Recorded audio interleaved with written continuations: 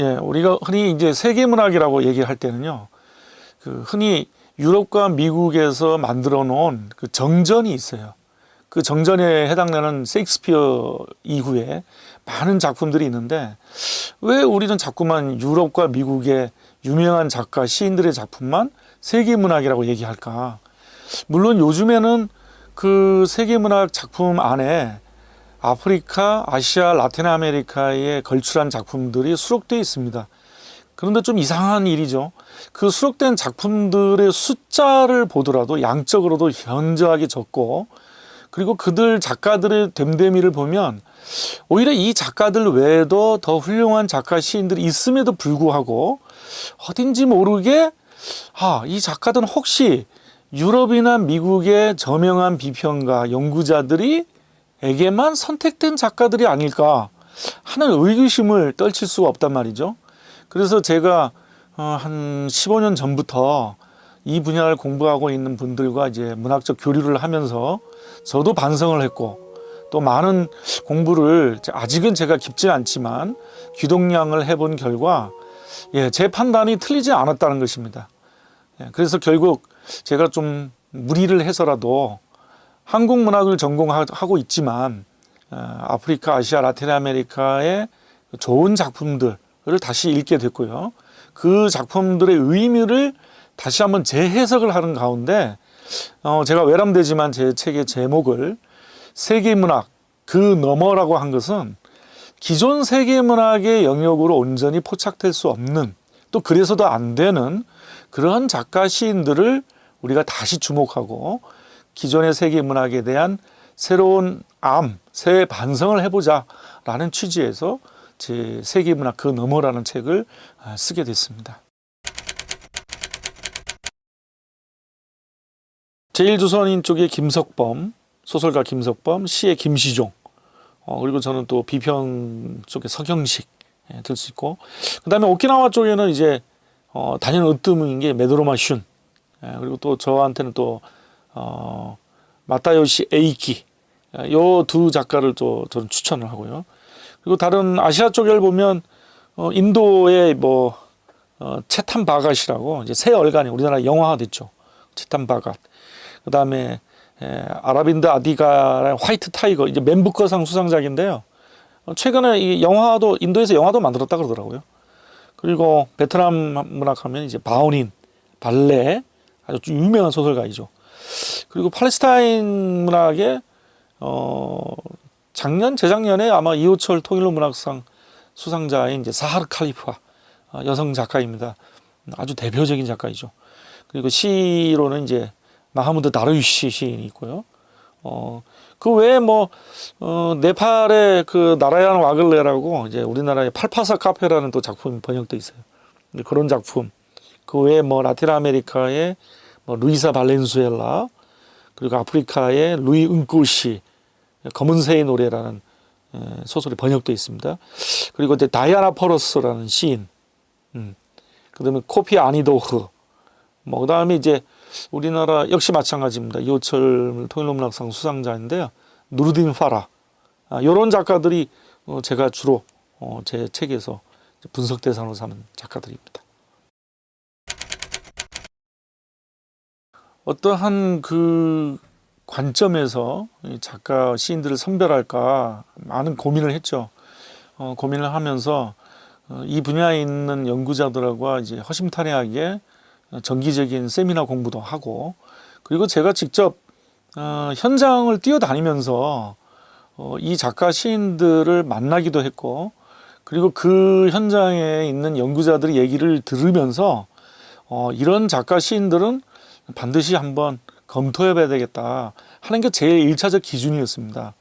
그러니까 어찌 들을지 모르겠습니다만은 여기서 제가 선택한 시인, 작가들은 정말 문학 현장에서 제가 직접 발로 뛰면서 만난 사람들을 중심으로 했다. 그러면서 기존 세계문학의 영토에 갇히지 않고 새로운 세계문학을 적극적으로 이야기할 수 있는 그러한 좀 현장의 가장 전위에 있는 작가들이다, 시인들이다, 이렇게 얘기하겠습니다. 제1조선인 문학은 무엇보다도 우리들한테 이 자이니치라는 사회적 정치적 존재는 대한민국에도 아직은 완전히 귀속되어 있지도 못하고, 그렇다고 북한, 다시 말하면 조선민주주의 인민공화국에도 완전히 귀속되지 못하는, 어떻게 보면은 양쪽의 경계에 있다라고 해도 과언이 아니죠. 그래서 이 제1조선인 문학은 특히 남과 북, 북과 남을 객관화될 수 있는 시선으로 문학을 다가가기 때문에 지금 우리에게 가장 당면한 문제 중에 하나가 분단 체제의 문제를 어떻게 슬기롭게 극복할 것인가잖아요. 이 문제를 저는 자이니치 문학 속에서 상당히 생산적인 면들이 있다. 그래서 제가 이 자이니치 문학의 두 걸출한 소설의 김석범, 시의 김시종을 주목하게 된 것이죠. 이 지역을 조금 관심 갖게 들여다보면요. 이 2차 세계대전을 끝내고 나서 이 미국과 동아시아의 이 국제적인 역학 관계들이 이 오키나와를 중심으로 되게 아주 섬세하게 펼쳐지고 있다. 그리고 오키나와가 예전에는 일본의 복속이 되지 않았죠. 류큐 고대 왕국으로 존재를 했고요. 이게 중세까지 있다가 1879년에 이제 류큐 처분에 의해서 메이지 정부에 의해서 강제로 복속을 해버립니다. 실제 이 오키나와에 문학하는 사람들은 이 오키나와가 갖고 있는 이 정치적인 그 정체성, 역사적 정체성들에 대해서 아주 강한 자의식을 갖고 있고, 이 부분들이 2차 대전 후에 이 전후의 질서와 긴밀히 맞물리면서 오키나와 문학이라는 것이 기존의 유럽이나 미국의 문학적 시선으로는 포착이 될 수 없는 대단히 어떻게 보면은 급진성을 띠고 있는 것이죠. 그래서 여러 작가들이 있겠지만 저한테는 특별히 이제 관심이 끌었던 작가가 이 메드로마 슌이라는 작가입니다. 메드로마 슌의 작품이 읽어본 사람들에면 다양한 편차가 있는데 문학의 힘을 느낄 수 있다는 게 공통적인 견해입니다. 한국 독자들에게 아주 잘 알려진 작가들이죠. 바오닌, 발레, 그리고 이제 시로서는 이제 뭐 찜짱이라든가 이제 이런 작품들을 보다 보면 베트남 전쟁에 대한 우리 한국 사람들이 편견, 그리고 베트남 전쟁이 왜 그 베트남 사람들만의 문제가 아니고 이게 세계적 차원에서 베트남 전쟁은 다뤄지고 있거든요. 그래서 한국 독자들에게 이 베트남 전쟁이라는 어떤 한 가지 시선으로만 보고 있던 이런 어떤 편견을 과감히 걷어낼 수 있는, 그러면서 새로운 세계적 시야로 이 베트남 전쟁을 볼 수 있기 때문에 저는 이 베트남 문학을 상당히 중요하게 좀 살펴봐야 한다, 그런 생각입니다.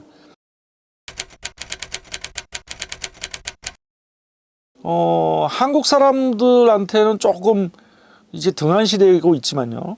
이 유럽이나 미국 사람들한테는 이 팔레스타인 문학이 되게 뜨거운 감자거든요. 왜 그럴까요? 뭐 중동의 가장 화약고이고, 그리고 이스라엘 팔레스타인의 이 분쟁이라는 것은 전 세계 평화에 아주 상당히 중요한 이 판단의 중거로 작동되고 있는 부분이거든요. 그런데 이 팔레스타인 문학이 한국 문학과 관련이 없느냐? 결코 그렇지 않다는 겁니다. 그러니까 한국 사람들이 갖고 있는 식민지 경험, 그리고 2차 대전을 겪어가면서 한국 전쟁, 이런 부분들이 사실 팔레스타인이 지금 직면하고 있는 문제에 거의 흡사하다. 그래서 어떻게 보면 우리는 지금 현재 팔레스타인의 시, 소설, 비평을 들여다보면 우리가 처하고 있는 부분들과 접속이 되면서 동시에 한국 문학이 어떻게 하면 슬기롭게 이 난제를 풀어갈 수 있을지, 이 부분들을 자이니치, 오키나와, 그리고 다른 베트남, 그리고 팔레스타인과 서로 겹쳐지면서 생각해야 될 지점들이 많다는 것이죠.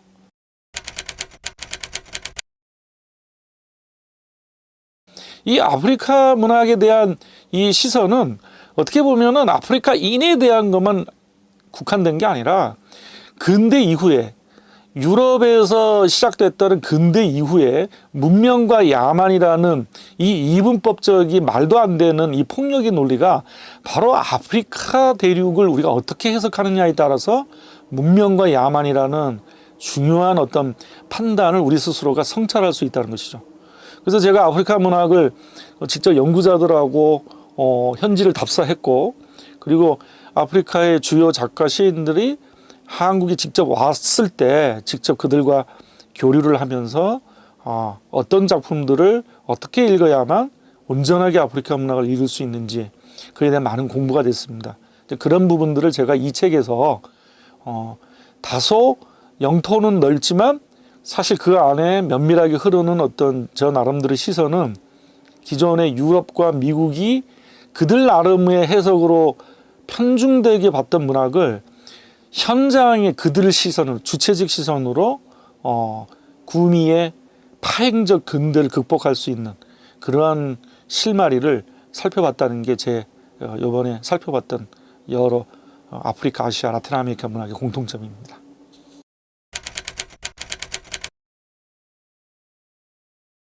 우리가 그 한때 이 구미 중심주의 세계 문학 안에 있을 때는 아주 잘못된 편견이 하나 있습니다. 제국의 언어를 통해서만 세계 문학이 가능하다라는. 그러면 우리가 영어, 프랑스어, 독일어, 이태리어, 스페인어를 꼭 알아야만 그러면 세계 문학의 어떤 공부를 할 수 있고 거기에 한 귀퉁이를 차지할 수 있겠습니까? 저는 이게 20세기 한국 문학이 가졌던 식민의 컴플렉스라는 것이죠. 얼마나 한국의 그 번역적 자산들이 뛰어나고 훌륭하고, 지금 한국의 번역 시장이 얼마나 큰데요. 밀도 있는 번역도 많이 있고요. 그 번역의 힘을 받으면 한국 문학이 번역되는 것도 물론이지만 제가 아까 말씀드린 아프리카, 아시아, 라틴 아메리카의 훌륭한 세계문학, 기존 세계문학을 해체시킬 수 있는 그런 것들이 한국어로 번역이 지금 만약에 가능하다면 우리가 그 문학들을 같이 교류하면서 교육은 문학 교육적 차원에서, 그리고 또 일반 독자들이 독서 시장에서 이것을 또 고급화하게 담론화하는 비평가 연구자들 말할 것도 없죠.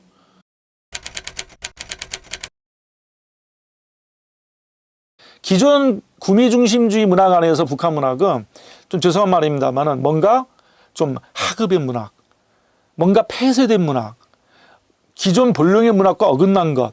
하지만 저는 단호히 거부합니다.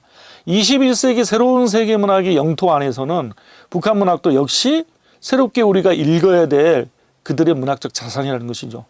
그런 가운데 우리가 과감히 생산적 토론을 하면서 서로가 남북문학교도 실질화시키면 아마 기존 세계문학의 강고한 장벽도 한반도에서 해체될 그 가능성이 더 짙다. 실제로 이제 20세기 남북문학교를 열심히 했죠. 그러나 이 강고한 이제 분단의 장벽 속에서 우리가 할 수 있는 한계에 부딪혔지만 이제 21세기의 남북문학교류는 남과 북과 남의 힘만으로 안 된다는 게 우리가 뼈저리게 겪은 경험이잖아요. 주변 우리가 말하자면 국제사회의 아주 튼실한 상상력의 연대 속에서 북한 문학을 만나야 되고 그들 속에서 북한이 남한과의 문학과의 관계들을 세계 자본주의의 우리의 어떤 노예가 되는 것이 아니라 당당하게 북한도 국제사회의 당당한 일원이다라는 자부심을 갖게 만들어야 된다는 거죠. 그 속에서 남한 문학과 북한 문학, 북한 문학, 남한 문학이 새로운 세계 문학 틀 안에서 만나야 된다. 저는 요거를 또 강조하고 싶습니다. 10대, 20대들이 책을 멀리한다고 많이는 얘기를 합니다. 현실적으로는 그럴지 모르겠습니다만은 저는 책을 멀리한다고 해서 상상력이 죽어버리는 것은 아니라고 생각합니다. 상상력이라는 것들이 책의 물질성과는 좀 다른 상상력이겠지만 그들이 접하고 있는 이 글로벌한 이 문화적 감각들, 그리고 글로벌한 언어 감각, 그 글로벌한 언어 감각과 문화 감각이 하나가 돼서 어떤 작품을 만났을 때 스파크를 잇는 이 엄청난 이 문화적 힘은 온전히 문자 문화로만 해석이 안 되는 부분이거든요. 거기에는 제가 이 책에서 강조하고 있는 게 있습니다. 구현적 상상력이라는 게 있어요. 춤, 댄스, 그리고 노래. 저는 기존에 이제 우리의 세계 문학이 인쇄술의 힘을 빌어가지고 오직 활자화된 문학의 힘만 의존했다면 21세기의 이제 새로운 세계 문학은 그 구현적 상상력에 대단히 기묘하게 작동할 것이다. 그것은 젊은 세대들이 마음껏 누리고 있는 말하자면 혼종성의 문화 감각, 거기에는 댄스, 춤, 그리고 글로벌한 노래, 이런 것들이 어떻게 기존의 문자의 상상력과 화학적 반응을 일으키느냐. 저는 분명히 이게 일어나고 있다고 보고요. 이런 것들을 기존 세계문학의 영토 안으로는 도저히 해석이 불가능하다. 그렇다면 이런 것들을 과감하게 새로운 세계문학의 영토 안으로 끌어들여야 되고, 이 가능성은 제가 확인한 바로는 아프리카, 아시아, 라틴 아메리카에서 상당히 많이 실험되고 있고 현실화되고 있다. 저는 이렇게 말씀드리겠습니다. 결정적인 건 제주 4.3이었습니다. 그래서 제가 결국은 비평가가 되게 된 것도 현기영 작가, 현기영이 작가론을 하면서 제가 비평가로 시작했거든요. 그러면서 제주 4.3이 갖고 있는 이 근대의 폭력들을 어떻게 하면은 이제 극복할 수 있을까? 이 문제를 천착하다 보니까 그 자연스럽게 이 분단의 문제들이 이제 와 닿을 수밖에 없었고요. 그래서 이제 남북문학교를 이제 선배들하고 만나면서 현장을 직접 다녔죠. 그랬더니 여러 가지가 이제 눈에 보이기 시작했습니다. 그 힘에 의해서 이제 다른 동아시아의 베트남이라든가 만주라든가 이런 것들 다시 보게 됐어요. 아, 이게 보니까 다 연결이 되고 있던 거였어요. 아시아, 아프리카, 라틴 아메리카 문학 포럼을 제가 또 만나게 됐죠.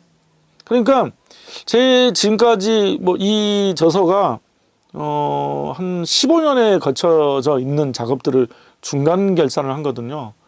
그러니까 제가 그 말씀을 드렸다시피 현장에서 저는 거의 대부분 현장에서 글을 썼다고 해도 과언이 아닙니다. 그래서 제 이 세계문학 그 너머란 작업은 그 제 현실 경험에서부터 한 단계 한 단계 이제 진전이 되다 보니까 자연스럽게 그 문제 의식들이 이제 제 글쓰기에 녹아들 수밖에 없었고, 그것을 하다 보니까 저절로 이제 새롭게 생긴 어떤 글쓰기 주제라든가 이렇게 근대를 제가 폐기 처벌하자는 게 아니거든요. 그 구미의 근대를 생산적으로 어떻게 넘어설 것이냐, 이런 부분들을 문학적인 이런 차원에서 어떻게 접근할까, 이걸 지금 궁리하고 있습니다.